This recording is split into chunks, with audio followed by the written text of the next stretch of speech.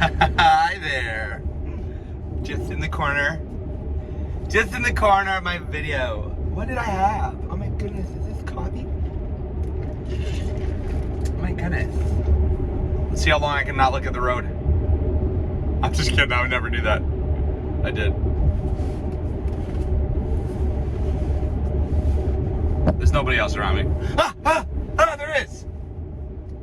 Here we are. 2020, guys. Happiest day ever, it looks like, on the news. I haven't seen people this happy celebrating in the street since President Al Gore was elected in 2000. And what's funny about that is, I'm just making a joke.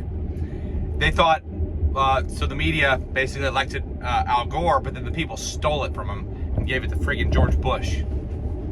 Honestly, I really don't care enough about politics. I know that happened, and the media was like, yeah, Gore. And so, you know, they said Gore won, and then they did some kind of 30 days. They said he was president for 30 days. 30 days a night, Gore walked through the desert alone, being like, I am the champion. And everyone's like, yeah, yeah. But there's just nobody there. I'm just kidding. Biden is doing, first of all, can I just say, I'm very excited. If Biden gets elected president, which it looks like he will, I'm excited because we are never gonna hear another, have another day where the media is like, oh, our evil president is so evil. Oh, hatred, hatred. You know, maybe we will for a little bit until we round up all them Trump supporters and get them sent off to reconciliation camps.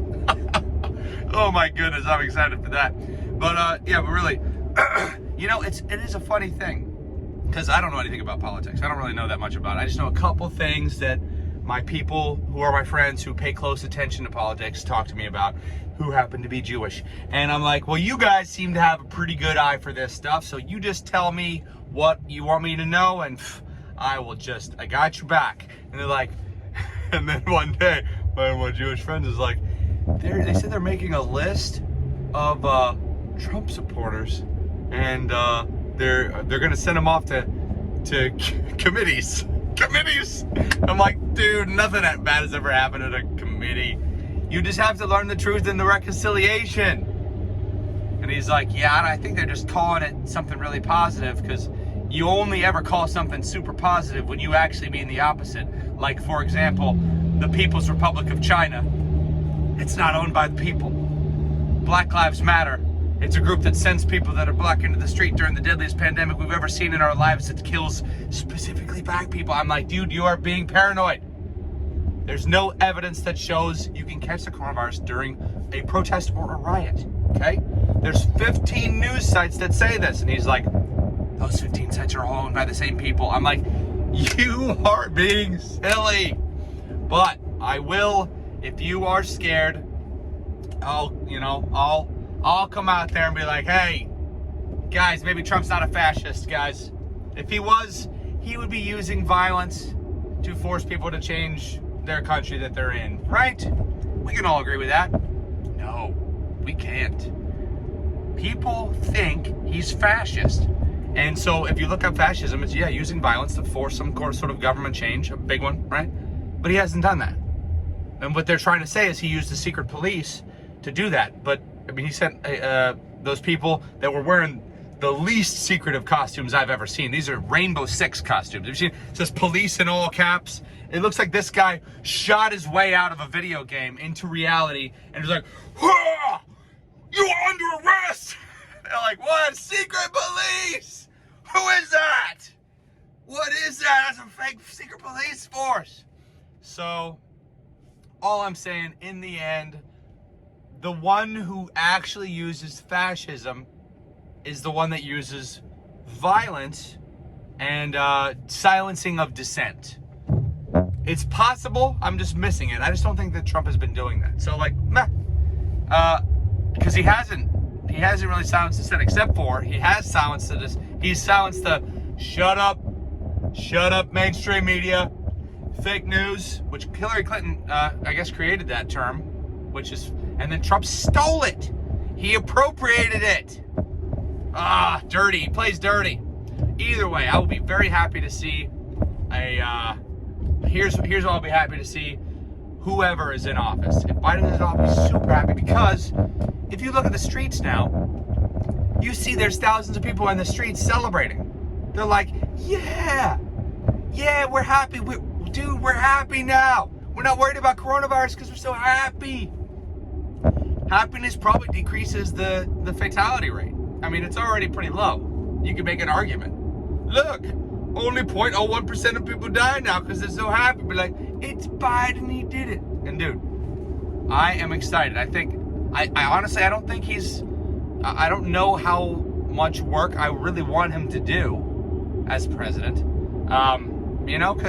But clearly he's going to have a team of people around him who are going to be making all the calls, and that's who you voted for, and that's who I didn't vote. I went in to vote, registered Democrat, just because it's what I have been always. And I was sitting there, I was like, all right, I'm not going full Democrat, because I was actually thinking, let's go the alternative. Let's consider the alternative. So I was reading all the things, and then on the ballot there was that one that repeals the Civil Rights Act, which is real, but it didn't get passed. Did you hear this? Prop 16, I think. It gets rid of the ability for people to not be discriminated against based on race, gender, or sexual orientation, right? So that's what that was going to do. It was going to get rid of that.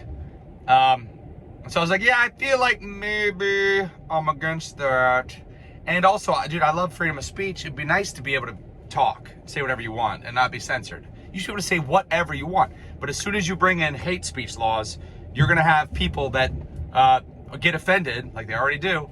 And if someone gets offended, like, I got offended by what you said. You said that you said the CDC said that masks don't decrease transmission rate. According to this one sample study that they did, only one study, but it was the one they published on the CDC website. It says you increase transmission rate by 10 times. That's 1,000% if you always wear a mask versus if you never wear a mask. All right, don't believe any of this, because it's just one sample size, and I was super suspicious about it. I'm like, dude, why is that not everywhere? But it's important if there's a study for you to see it and then debunk it, but it should be out there, right? Because it said that people that always wear masks get 70% of the cases, and people that never wear masks get 4% of the cases. Crazy, right? Anyway, so the only reason you would push a mask is if you knew that fact, is if you wanted your people to be infected, to stay inside, and to shut the up, and to, yeah. So clearly that was just a little bit of a weird feeling situation. Anyway, I think we're going to have a great next couple years. And I would say stock up on food just for fun, because it is 2020. Nobody thinks 2020 is going out quiet, right? Even if, let's say, Biden's elected, everybody is so happy that they don't care anymore about coronavirus. They go out in the street like, yeah. I don't think it's going to happen. I think they're celebrating for a day, a couple days, and me too. I'm happy. I want everybody to be happy. That's all. So, but let's say that, they do take office, and Biden's like, okay, thank you for celebrating, but stay inside for 6 weeks, and if you go outside, you're going to jail or whatever, right? Because what are you supposed to do? What's that called? Martial law, right? Stay inside or else. And then after 6 weeks, everyone will come out and be like, yeah, all the viruses died inside our house. And then they go outside like, yeah. And then they're like, okay, cool, let's go back to business. And then one person flies over from Europe, one person flies over from Australia or whatever. And then everyone is infected immediately in a couple days. Because that's what happens. This virus is so infective. The second you open the door ever for the rest of time, unless every single human on Earth is locked inside for 6 weeks, and none of them are even allowed to open the window, then that virus is still going to exist, right? That's just how it works.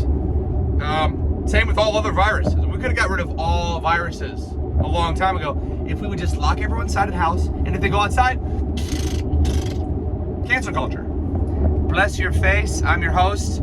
I'm very excited about this new America we're going into. Yeah, baby. It's going to be a lot of fun. New World Order. Not to be confused with the previous World Order, which at first glance looks pretty similar, but on second glance looks identical. Just kidding. Which is fine. Which is fine. Give me some more of that. Whatever you guys want, okay? Just give me some video games. Give me some Assassin's Creed so I can pretend that I'm in the Illuminati. Which I'm not. I'm not. I'm not. Almost told you. Almost told you I was. I would never do that. It's not real. Bless your face. Outro of darkness.